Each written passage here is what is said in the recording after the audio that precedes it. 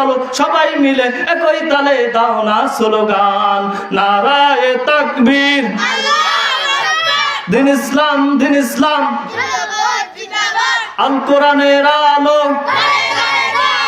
মুসলমানদের এই দেশেতে নাস্তিকদের ঠাঁই নাই, নাস্তিকদের পক্ষে যারা তাদের কোনো রক্ষা নাই। এই দেশেতে থাকতে হলে কোরআন মানতে হবে, কোরআন না মানলে তারা বিতাড়িত হবে।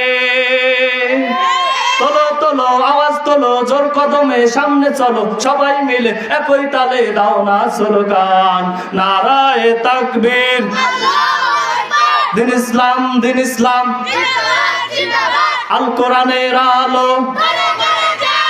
আল হাদিসের আলো। ইসলামেরই জন্যে দেশের হয়েছে জন্ম, ইসলামের বিরুদ্ধে গেলে দেশ হবে ভিন্ন। ইসলামের বিরুদ্ধে যারা নিবে অবস্থান, এই বাংলায় ঠাঁই হবে না, যাও হিন্দুস্তান, যাও হিন্দুস্তান। তোলো তোলো আওয়াজ তোলো, জোর কদমে সামনে চলো সবাই মিলে একই তালে দাও না স্লোগান, নারায়ে তাকবীর, দিন ইসলাম, দিন ইসলাম, আল কোরআনের আলো।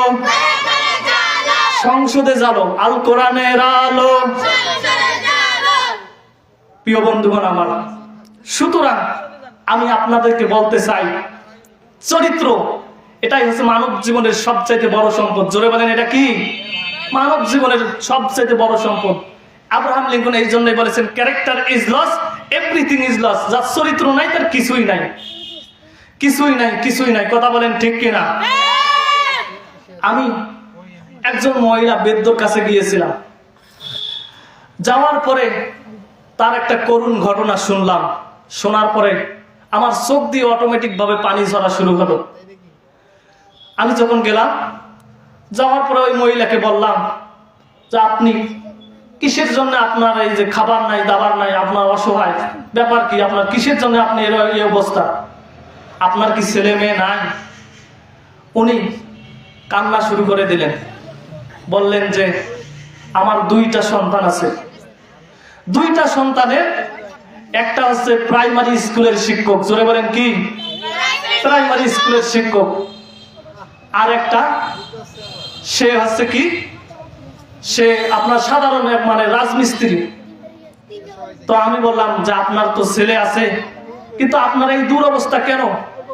সে বললেন যে আমার এই সন্তান আছে, কিন্তু এই সন্তান থাকার পরেও আমাকে খাবার দেয় না। কেন? কারণটা আমি একটু নিজে মগজ খাটে একটু চিন্তা করলাম।